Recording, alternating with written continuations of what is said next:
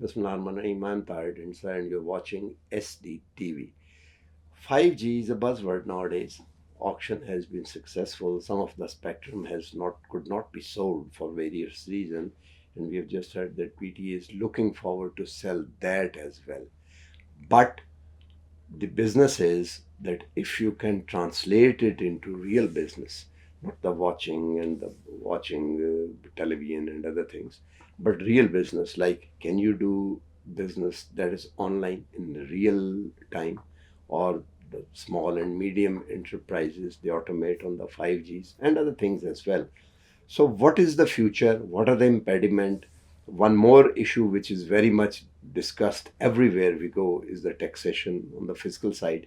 We have today with us Senator Afnan, Dr. Afnan, who is the chair of the Standing Committee of Senate on IT and Telecom Services, and we are going to ask him these sort of issues and what is the future and what they are doing. Also, very warm welcome. Please tell us something. What are you looking forward now towards the future? Because the auction has been done, and we have just heard from a telecom operator about the 700, and Megahertz. so what you recommend to the government? Bismillah Rahman Rahim. I'm just wanted to add one thing that I'm the chair of the privatization committee. I'm the member of the IT and Yes, Telecom ma'am. committee. Um, the government main objective for the 5G auction was to basically develop the infrastructure, world class infrastructure for businesses, for individuals, and even for the government. And for that, as you have mentioned, we have given access to different bands of megahertz frequencies, the 700, the 2600, and then the 3500 and the other one. So the reason why we wanted to give access to the telecom operators for these bands was to have a good internet service for not only the urban areas but also for the rural areas where most of the Pakistani population resides. And for that, we have managed to sell a large chunk of those bands to all three operators in Pakistan. Different operators have gone for different mix of bands, but some have focused more on 5G in the cities, some have focused more on like providing services to the rural areas. But by and large, I think it was a very successful auction, and the impact of the infrastructure that is being deployed as we right now will be felt by the businesses, the government sector, and the individuals in the coming months. Right. Taxation is often quoted as is the black sheep and a Mm. big hurdle, and most of the tax is indirect. You're right. I mean, it's a unfortunate situation where we are taxing the population indirectly for most of the taxes that we collect. Usually it should be focused more on like the Income people tax. who can pay more should pay more, people who can pay less they should pay less, and then we have like directed subsidies as well, rather than just if someone using a motorcycle and someone using a land cruiser, they're paying the same price for the petrol, which is not very good. So what the government has done, and it has they've given a lot of they've offered a lot of help to the private sector in this regard in the telecom areas. What I wanted was that we will get more tax cuts, especially on the import of machinery and also on the usage of the internet. However, the government has also some targets from the IMF on collecting the taxes. So it is like it's not that easy that we can just like cut everything, but we understand the requirement of the businesses and where we can help them by providing a world class internet, uh, which which you will see in the coming months. So taxation is a big issue. You're right. As I've also mentioned, like we collect about like 400 billion from the telecom sector only from taxes, and we don't invest like 100 billion in return. So it's not good, because you don't have like an area which is going to be very sustainable if you're taxing them so highly and then not investing in it. But recently we have enacted some laws and did the 5G auction and other things that we have done will eventually benefit the economy and also like the technology sector. What are you looking forward to now? What should we do about the SMEs? So I think the big opportunity for Pakistan is the IT exports. So if we can somehow manage to take these IT exports to 30 or 40 billion dollar per annum, that will change the landscape completely. And this is a thing that can be done easily, because it is very difficult to regulate IT. And there are people sitting in their homes, they can just like, have a computer and they can do intelligent work and they can make a lot of money. So um, the, in other industries there is over regulation, but in IT there is regulation. But for freelancers and for SMEs, there are a lot of opportunities. They can start new businesses. They can get work from different websites, Fiverr and Upwork, and they can launch their products in different countries of the world. With this kind of infrastructure that we are developing, it is at par with the rest of the world. So it gives a lot of opportunities for these SMEs that, as you've mentioned, and the good effort that the government has put in is being reflected in the exports of the IT sector. So we anticipate that we are going to cross $4 billion, um, which is a significant number. It's not very big if you compare it with the Indian exports, but still, it's a sizable number. And I think that with a few adjustments if we can make those adjustments in the coming years, we can easily take that up to $10 billion, and Right. that is what the aim is as we speak. So if we want to achieve this target of $10 billion, then we have a significant size of IT industry in Pakistan.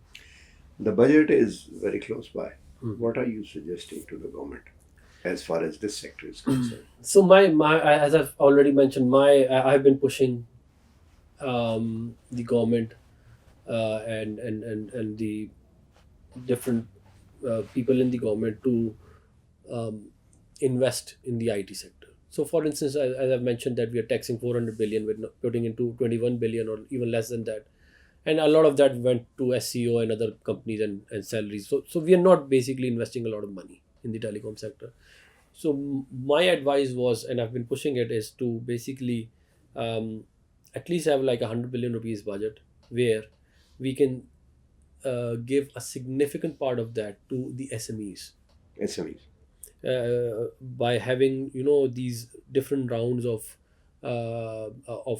raises of capital through angels or VCs. And so what the government can do is basically, if there's a bright idea and the private sector is willing to fund it, then the government should also fund it and have maintain some equity, like the model that we have seen in Japan for SoftBank. That is the model Right. that we should be following. That create a company, give it 100 billion rupees, and then all the money that you invest, you take a share in it, a small part of share in it, and that is how you're going to excel the growth of the SMEs. And this can be done. And 100 billion is not a lot of money, to be honest. If we put this 100 billion in these companies where we can propel these kind of growth and have these multiple incubation centers all over Pakistan, we can basically easily do $20 billion of exports in the next 10 years. Uh, but the infrastructure has to be there. The education, the training has to be there, and then of course our population is very bright. They will excel and they will do a lot of exports. Last two questions. Are you doing any? Are you suggesting anything to insulate Pakistan from this war that is going on in the Gulf, the submarine cables in the Red Seas, and other things? We cannot insulate ourselves from a war that is happening in our region. Um, As far as the IT is concerned, as far as the internet. IT is concerned, we there are a lot of opportunities because of this war. The hub of IT was previously the GCC, more specifically Dubai and other cities. Going over there now is very difficult. So there's an opportunity for Pakistan to lure these companies to come into Pakistan and open their headquarters here. We are working on that. There's also opportunity to move a lot of data centers into Pakistan, but then we need the Data Protection Act for that. And there are also a Are lot you of. pushing for that? I have been pushing it for the last 5 years. We actually got it approved from the cabinet in 2023. The cabinet approved it, and we were very close to enacting it, but for some geopolitical issues, as I mentioned, we were unable to do it. But if we do this, if we do the data protection, if we invest in the SMEs, if we build up these small companies which employ these 20-30 people, and they do exports, if we manage to do all of this in the coming years and have this 5G infrastructure in place, then we have all the ingredients for our IT industry to excel and have huge amounts of exports. Right. Last question, as you mentioned the data centers, I was just reading somewhere that the Planet X, they are looking forward to move data centers to space. And Yes. they say that the SpaceX. SpaceX, so there would be no issue of energy because they will get energy 24 hours 24 from the solar from system. solar system. Solar system, and they have offered an IPO. You can have an IPO. You can have a share of only 500 US Dollars. dollars. You can have.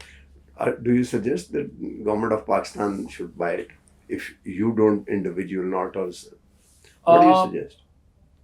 I believe that Pakistan should build its own space infrastructure and send its own geostrategic launch vehicle GSLVs into space, also into the lower Earth orbit as well, and then we can have basically we can have the data centers as well. Once we have built the infrastructure, then we can send the data centers in space as well, because of course, as you've said, we've got We like, can do it quickly.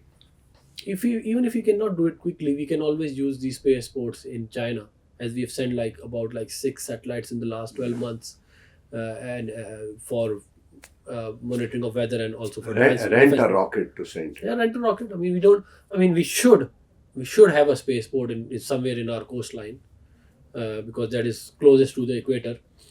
Um, but it would take some time to build it. But if we want to be a major player in the space race, then we need that.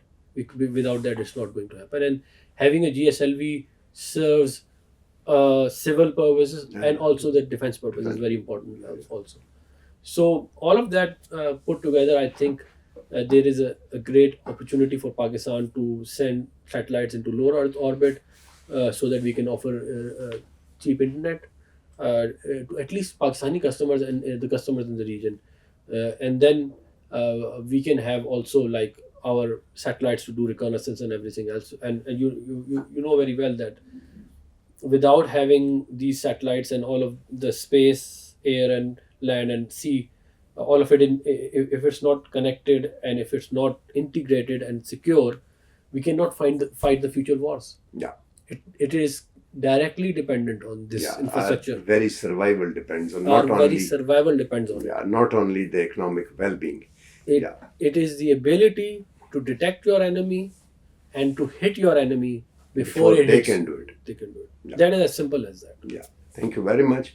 So the bottom line is that this industrial age, they say the fourth industrial revolution, if we don't want to lag behind like we did in the previous 2 or 3 industrial revolutions, so we need to quickly put our act together, do it quickly, to quickly whatever we want to do and move ahead. And I think at least this Senate of Pakistan is on the front foot, and they're looking very in a very forward looking on that aspect as well. With this, we come to end of the program. Bye for now.